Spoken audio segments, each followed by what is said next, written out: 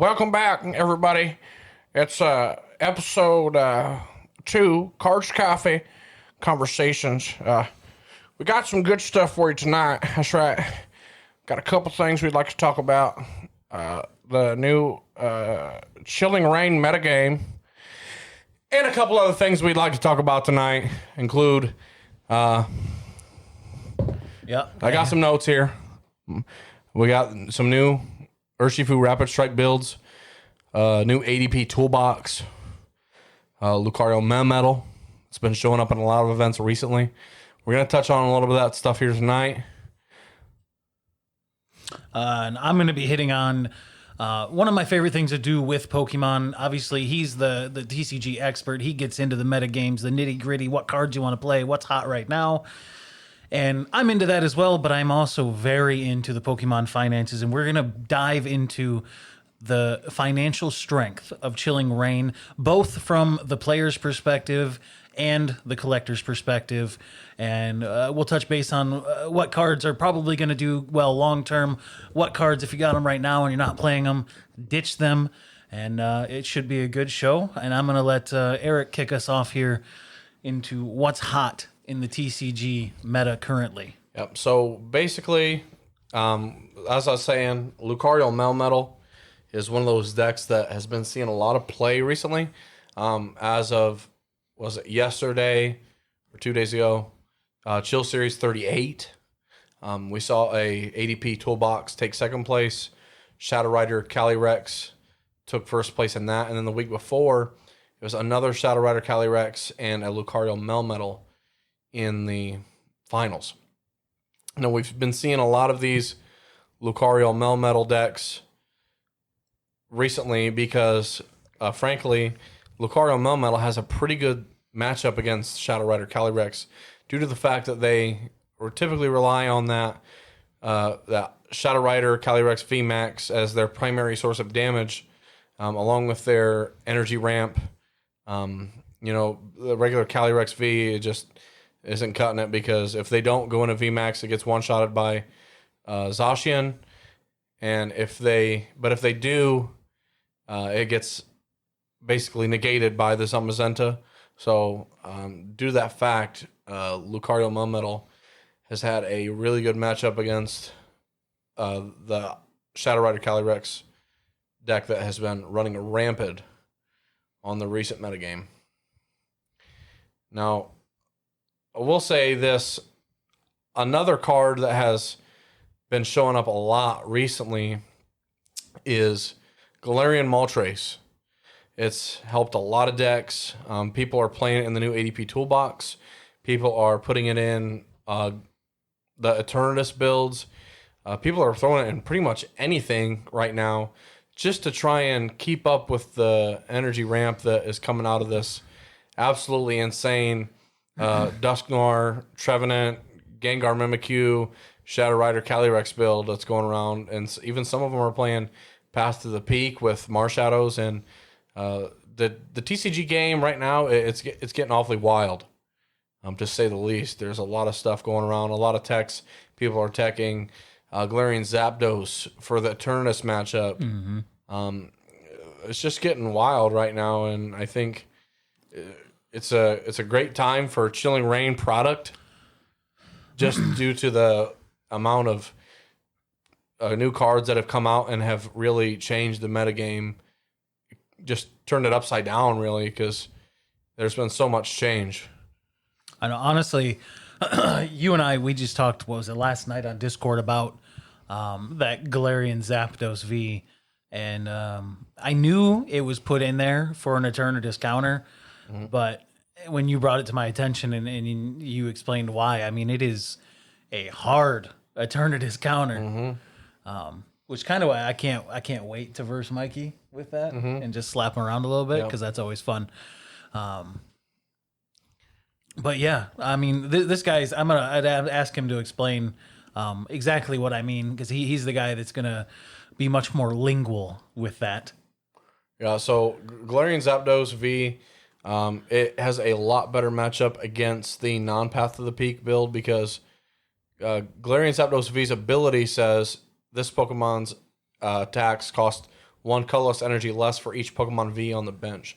So, if your opponent is playing Eternatus and it has, 2 Crobats, a VMAX, and a Crobat, 2 Crobats, or maybe just a VMAX and a V.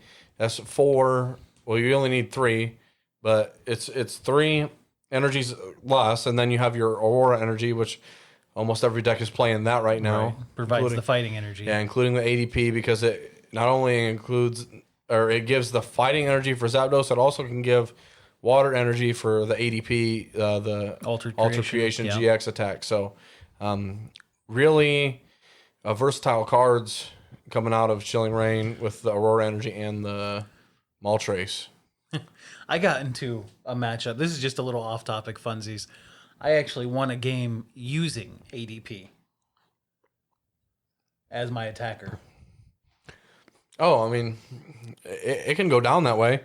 A lot of the times it doesn't, but the opportunities, if the opportunity's given and you can put 150 damage down a couple times, it's good enough to knock some stuff out. I had to use him because putting Zacian up would have been one-shot territory, as where ADP has more health, and he was out of range of that. And then I was bouncing it back and just going back and forth with ADPs, and ended up getting the old dub. Yep. Sometimes that'll do it to you. Sometimes you got to think outside of the box. Sometimes that typical strategy doesn't always work. And that's another thing with the Lucario Melmetal. They, against the Shadow Rider builds, they'll normally open up double Zamazenta with the Lily's Pokédolls, and they just really hope for the deck out by the Calyrex player. It's a really good strategy going up against them and a couple other decks, just because some decks just can't touch Zamazenta. It's just the way it is. And really, Calyrex is one of their only outs, is just to go Gengar Mimikyu and hope to get a couple Poltergeists off. But if the ADP player, or the Lucario Melmetal player, keeps their hand size low, they have metal goggles on, they could get 20 damage a turn, which 20 damage a turn, it's going to take you 11 turns or 12 turns to knock a Zamazenta out. So that's why they have such a good matchup right now. Yeah. Now, I will say this, another thing, with Chill Series 38 just passing and Calyrex being one of the top decks, I don't think we're going to see much change there. I think Calyrex is going to continue to be at the top, even though Lucario Melmetal has a good matchup against them. I don't think they have too great of a matchup against a couple other decks.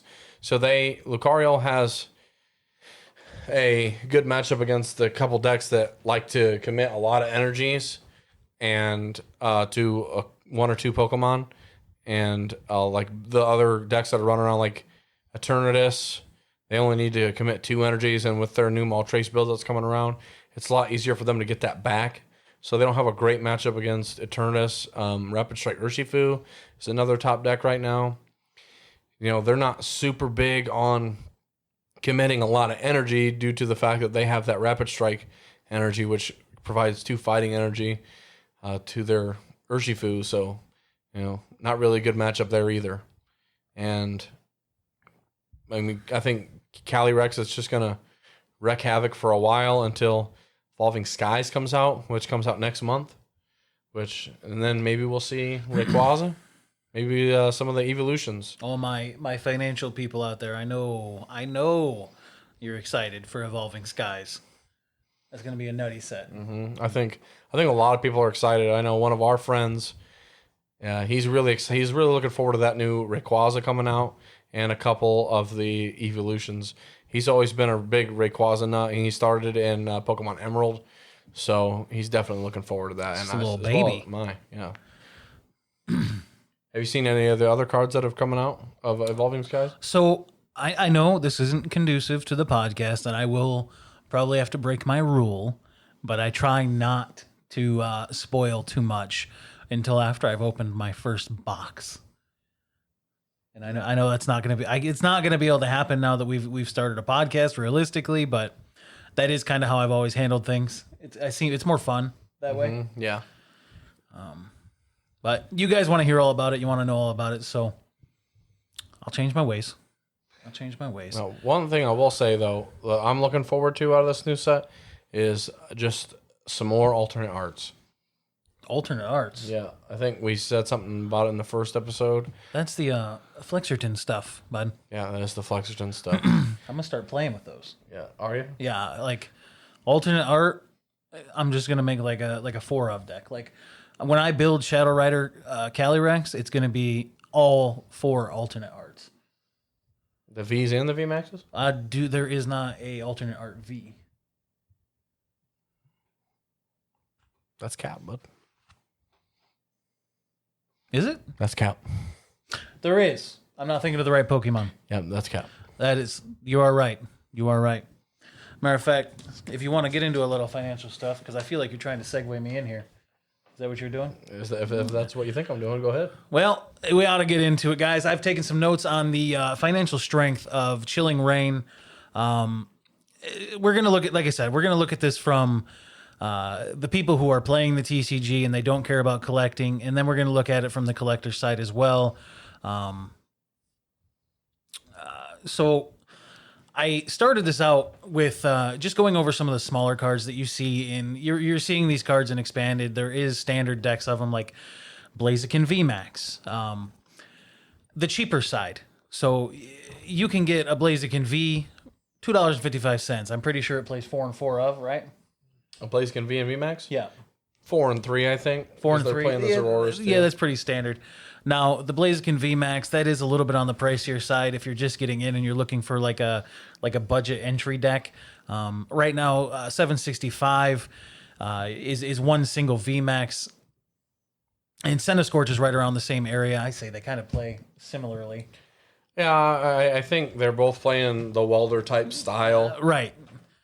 Crazy. It's a lot of fun. Like if you're just entering the TCG, a welder deck is probably honestly what I would recommend. Yeah, I think it's a good competitive way to get into the game. Your decisions are a lot more linear. You're not going to get super punished for making bad decisions.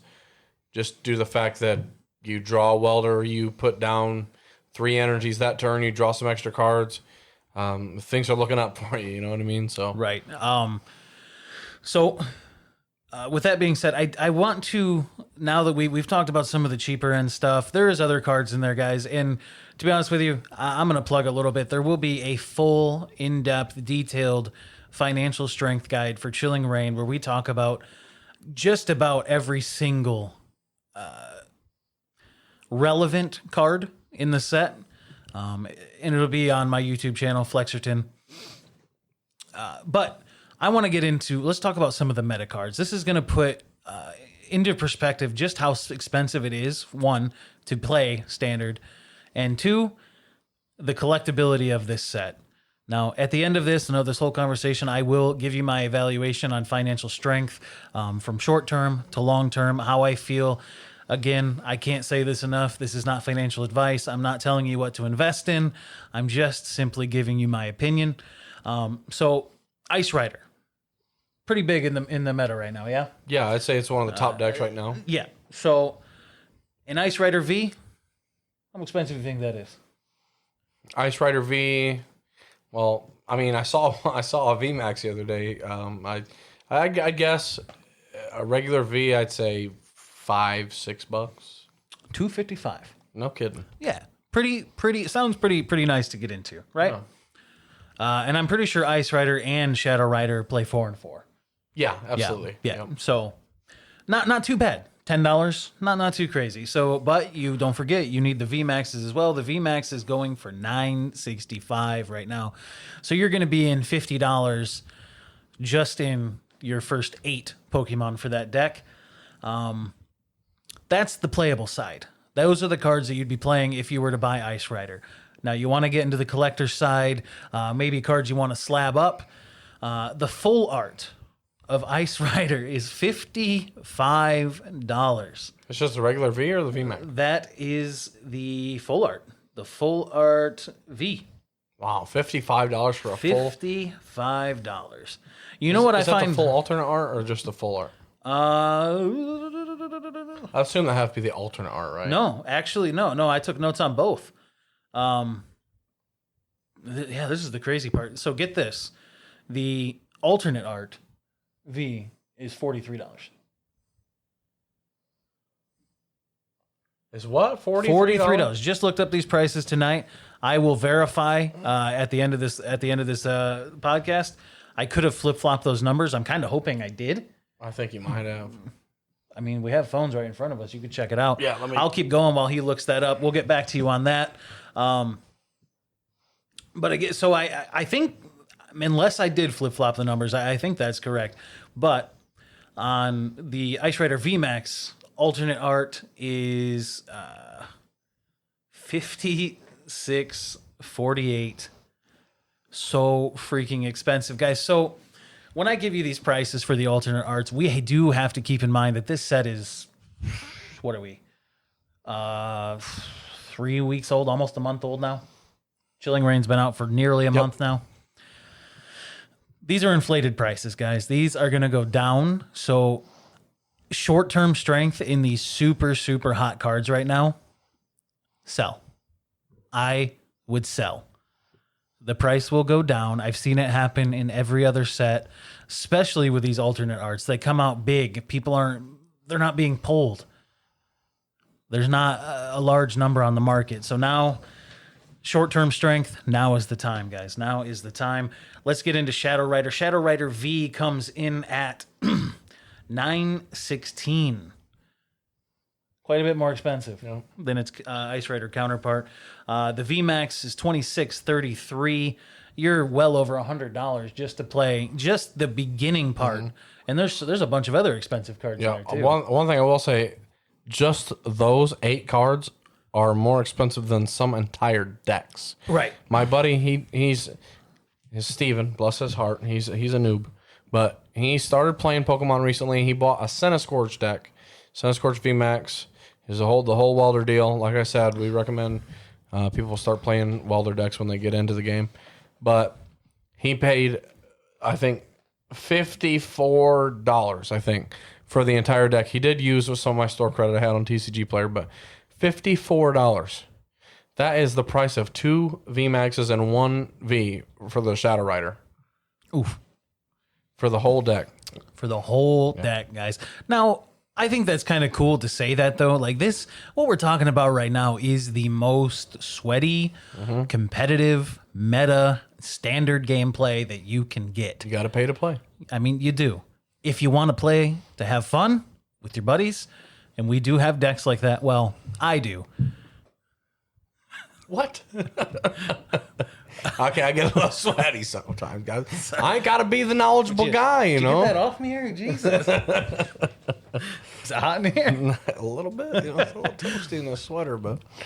There is, just so you know, that's an interesting point. You can play this game very, very affordably and fairly competitively. Like, my particular expanded Alcremie VMAX deck is on the more expensive side, but I'm a Flexerton, guys. I gotta have the shiny, the hyper rare. He's got all them hyper rare Alcremie VMAX. Everything is as good as it can be, except for the energies, and we'll get there. It's affordable. You can jump in, you can play with your friends, you can play competitively, and have a great time. Well, just recently, there was the Pokemon League battle decks that they were $30 new. It was almost a dead-on competitive build for Inteleon V, the Pikarom build, and the Reshizar decks. Our LGS has 2 or 3 of the Inteleons up there right now. So yeah, Ice Rider and Shadow Rider. So the Shadow Rider VMAX alternate art is $131. It's outrageous. And we've seen a similar price movement to this with the Urshifu Rapid Strike VMAX and the alternate art Tyranitar from Battle Styles. They did this, and I'm telling you guys, they will crash. So if you're collecting them, collect them. Cool, you have an awesome keepsake. But if you want that money, now's the time. Another card that is seeing play, I don't really know if it's metagame. He'll be able to answer that, but I did see it honestly a couple times in the Chill Series lists. Is Blissey. It kind of seems like a deck that I'd like to play. Have you heard anything about Blissey? So I actually played against Blissey the other night on PTCGO. I bet he got smacked too. Yeah, I got absolutely slapped. I was playing a non-updated Lucario Metal build, and to say the least, it didn't end well for me. Fairly decent deck though. Might not be the sweatiest of standard competitive, but good deck. Yeah, I think it's one of those decks that's fun to pilot, but not the absolute greatest build out there right now. Keep in mind, I've actually Blissey. I kind of am one of those guys that likes those more off the beaten path decks. I like to explore what can be done other than just the sweatiest of standard play that you can possibly get in the game. Come on, bud, give me a break. Hey, bud, the boss honked. I threw you under there. Okay, it's your fault. So Blissey's kind of right up my alley, guys. And good news.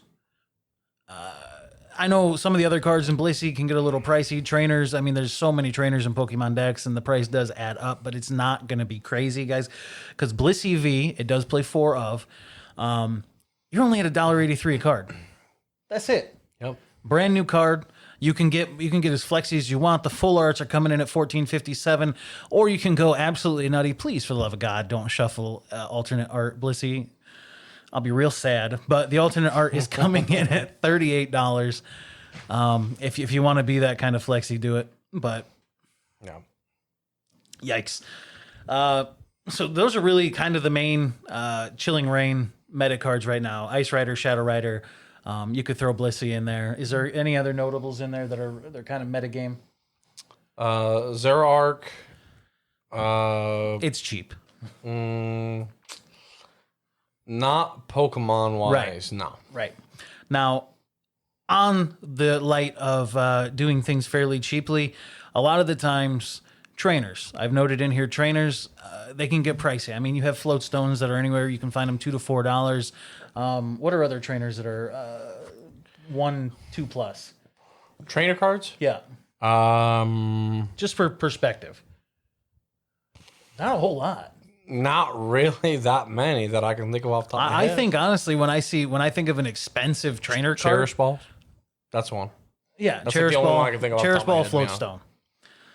Now, I think me and him were a little crazy when we order trainer cards. We've been building Pokemon decks so rapidly. We're ordering 10, 20, 30, 40, 50 of each, just so we don't have to do it again. Yeah. But I think of an expensive trainer card, probably anything over 75 cents, realistically. Yeah, I mean, I think 75 cents isn't even that bad when you really look at it. If you're not doing what we do, no. But if I'm ordering 50 of them, now I'm... Well, I'll tell you what, if there's a trainer card that's 75 cents, I probably am not ordering 50 of them. Well, I did. Probably 12 would be my max. Get ready for 3 decks. You know what makes me even more of a monster? I ordered all these trainer cards, and I have a binder of just trainers yay thick. For all of you just listening on iTunes or Spotify, yay thick is probably about 4 inches if you're not watching the YouTube version. But let's get into trainers and Chilling Reign. That's what we're talking about. Echoing Horn is a card seeing a lot of play right now. It is sitting at 17 cents. Fog seeing, again, a fair amount of play. That's coming in at 57 cents. I know I've seen Melanie making rotation on a lot of decks. Melanie's been playing in Inteleon decks a lot. Inteleon coming in at 37 cents, which I find a little weird because Fog and Melanie, they're a little bit more of the niche trainers. I know Fog comes in Shadow Rider? Fog? Crystal? Fog. I don't know what you're talking about, but... Oh, it is Fog Crystal, excuse me. I just looked at the notes we have up on the screen. I didn't write the whole word. That's just like me. I was like... That is just like me. The only Fog I know, Buzz, from Magic the Gathering. God bless Tea Garden's heart, bud. Hate to see it. We could do an entire podcast on Tea Garden. You are not wrong. We should have him on a guest. No. Yeah, you're right. Absolutely not. Absolutely not. Yeah, we'd get banned from YouTube immediately. Oh, my goodness. Anyway, guys, one of my favorite decks that's, I'd say I call it mildly competitive is the Alcremie Shadow Rider deck. I love Alcremie. Fog's played in there 57 cents, guys. No big deal. No big deal. Peony. Fog Crystal. Very, very much played in the meta. Yep. 16 cents. Path to the Peak. Not really a great card. What? Just kidding. I was about to say. 36 what are you cents. talking about? This is one of the most meta trainers coming out of That card Chilling Reign. is raining havoc on the standard metagame right now. Yeah. That card is running rampant over everything. It's even people are playing it in the deck that it is played against, bud. That's how strong that card is. Yes. And that's really, there is other trainers. There might even be a couple more notable trainers in there, but those are the trainers coming out of Chilling Reign that are really seeing play. They're making rotation. They're in the meta, and that is the prices of them, guys. They're not too crazy. It's not too bad at all. I do have more to speak on this, but we are going to take a short break, refill our waters, and probably go to the little girl's room. We'll see you in a few minutes.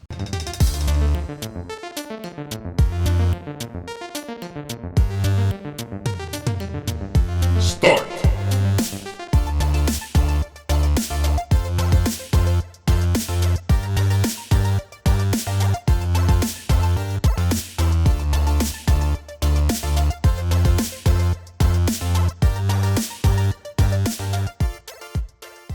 Tip of the tongue, the teeth, the lips.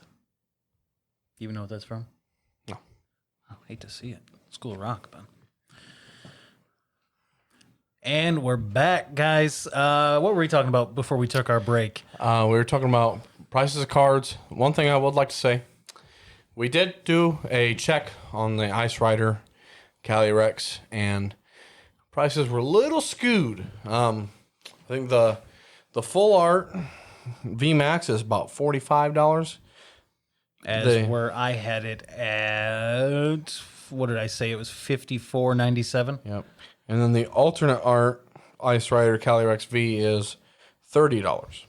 So that still proves what we talked about before, though, is that the alternate art is cheaper than the full art. No. That's literally what you just said. No, I said the alternate art VMAX is $45. The alternate art V is $30, and the full art V is $15. Okay. So it doesn't. All right. So this does a couple of things for us, guys. All the prices I have written down on this piece of paper are at the time that I looked them up. I did use Poke Collector as a resource, and maybe they're not as up to date daily as TCG Player would be because the sellers are literally posting in real time. So use these as loose reference. And like I said, so if these are older prices, this just proves the point that I said earlier that this set will go down over time, especially the cards that are collected.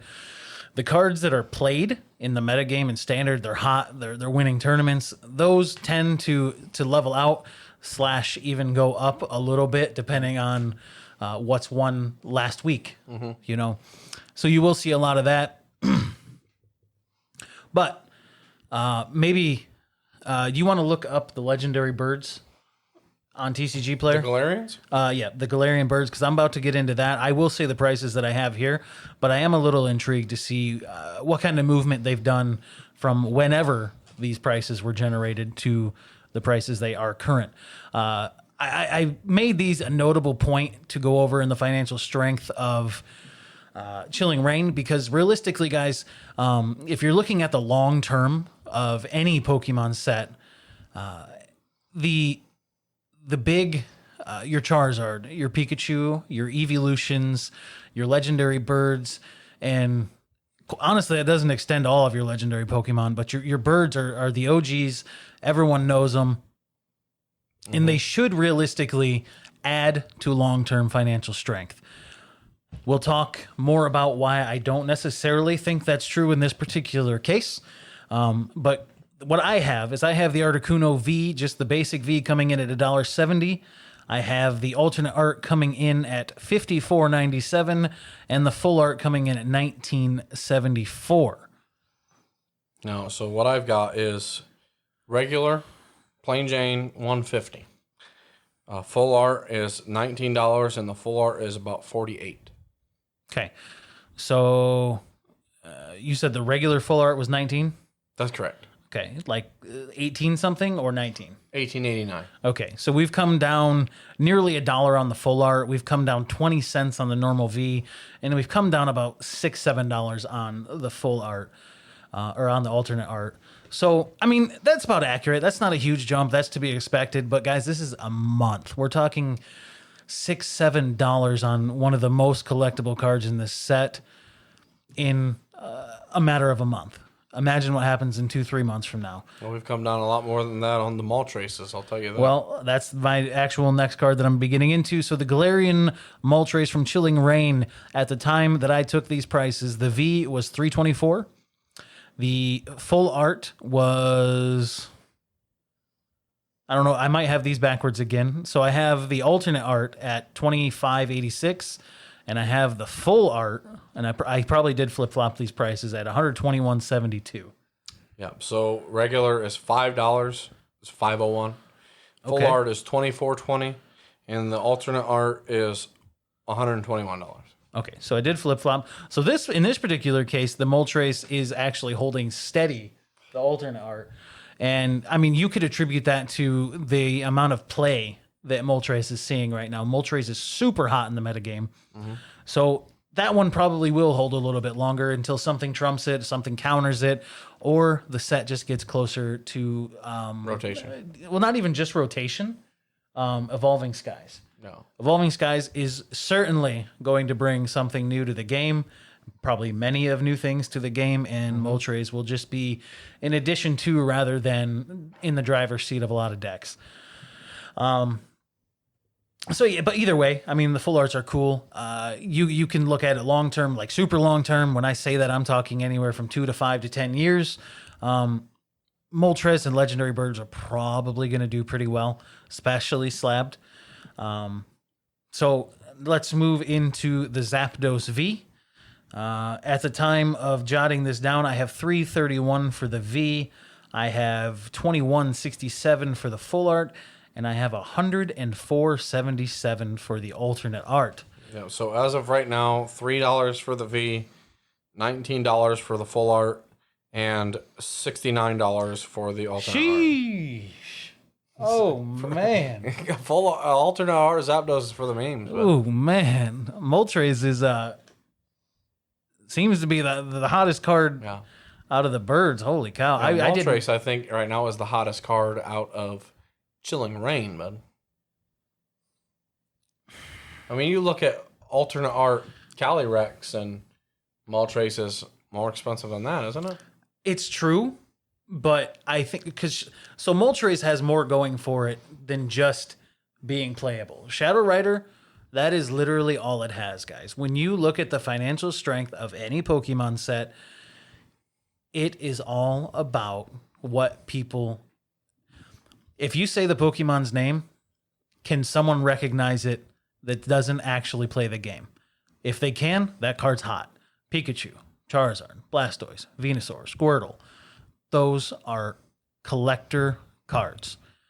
And that's just the way it's going to be. Zapdos, Articuno, Moltres. Everyone knows. Everyone, even the older generation, took their kids, which is unfortunately me now, I'm getting old, to that first movie.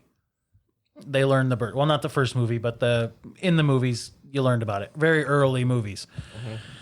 And we ranted on and on and on and on.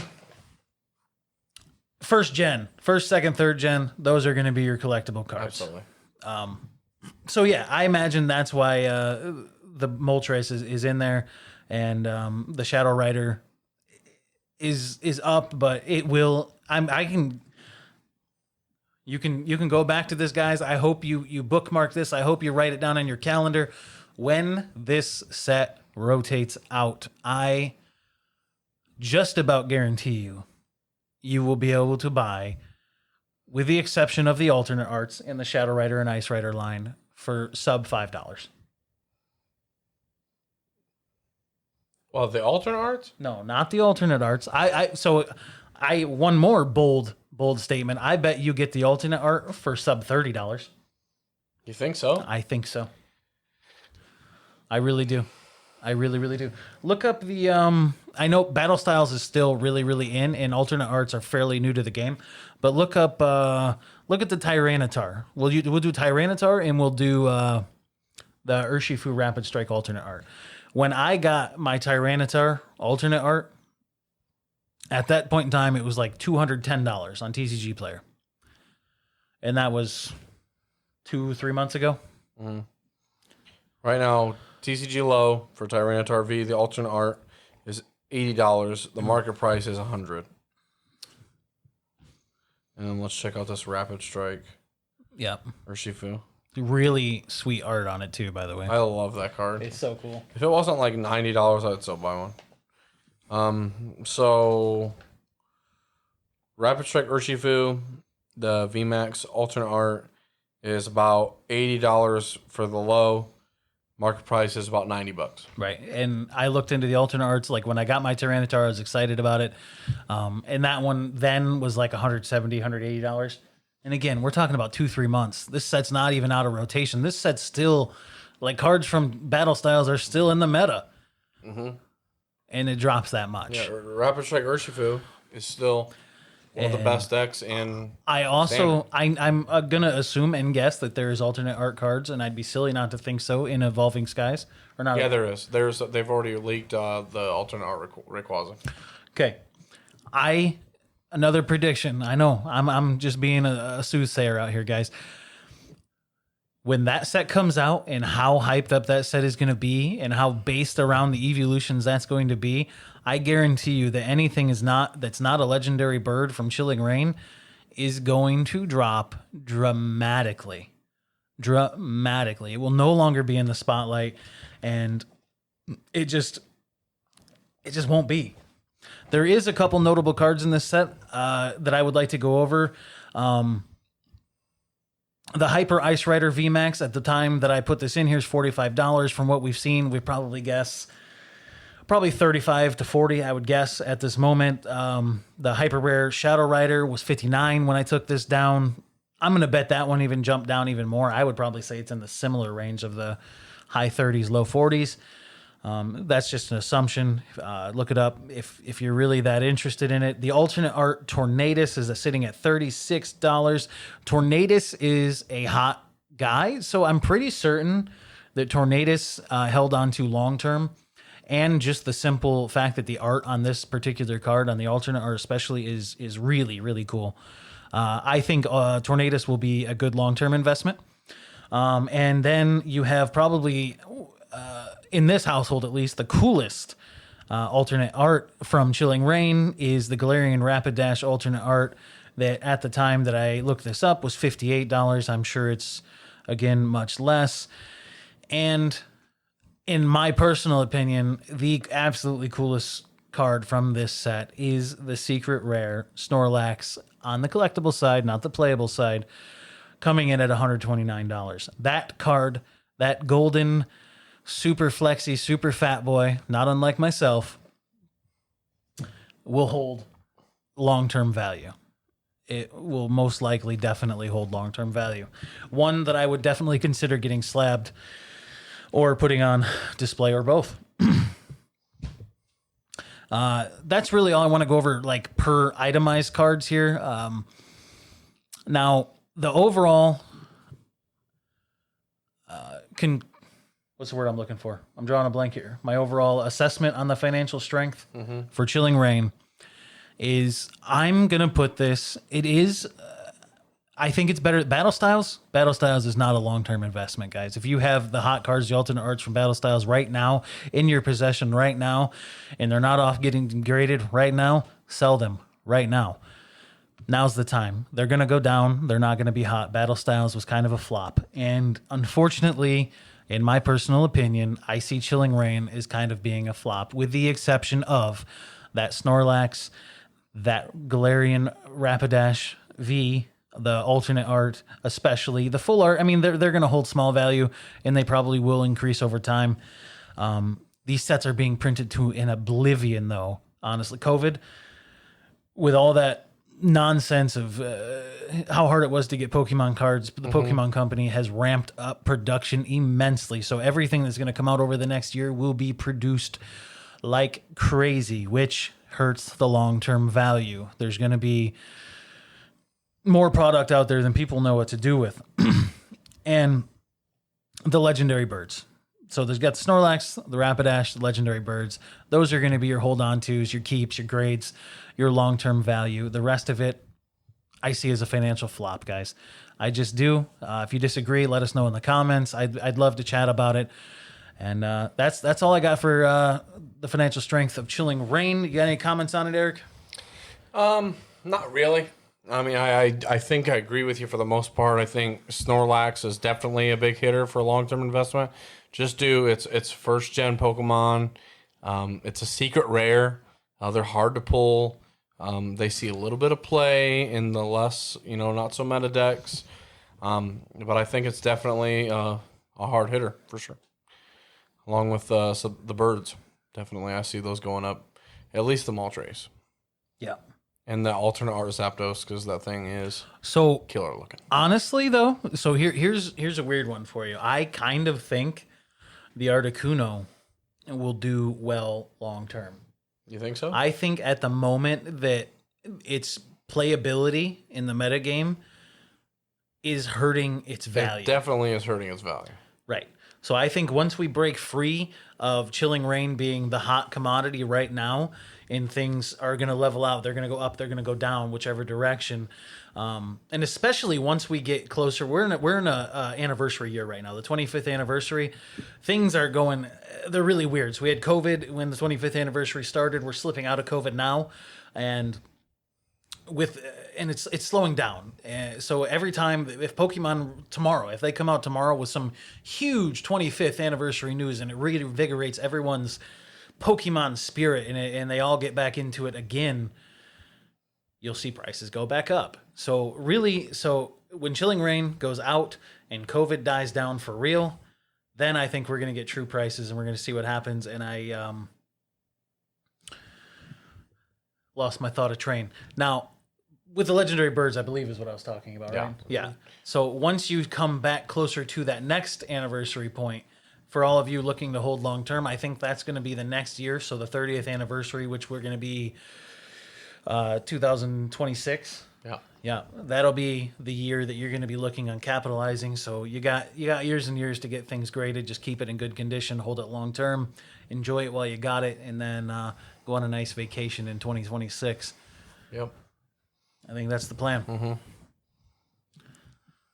What else we got? What's on the docket? So we don't really have much to say for Magic per se. Over the past week that we have taken a break from doing the podcast, we have seen a little bit of showing in the modern format. We have seen a new blue-red deck that has been topping some events.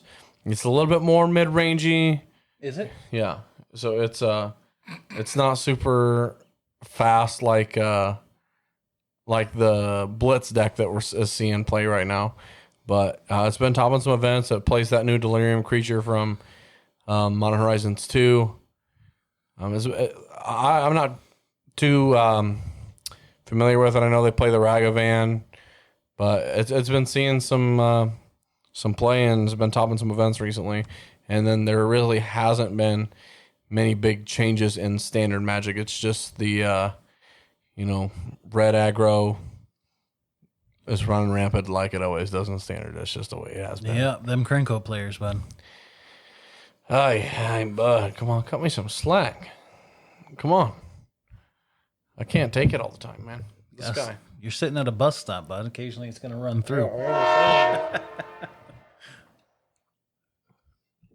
Well, guys, I think that's really all we've got for you tonight.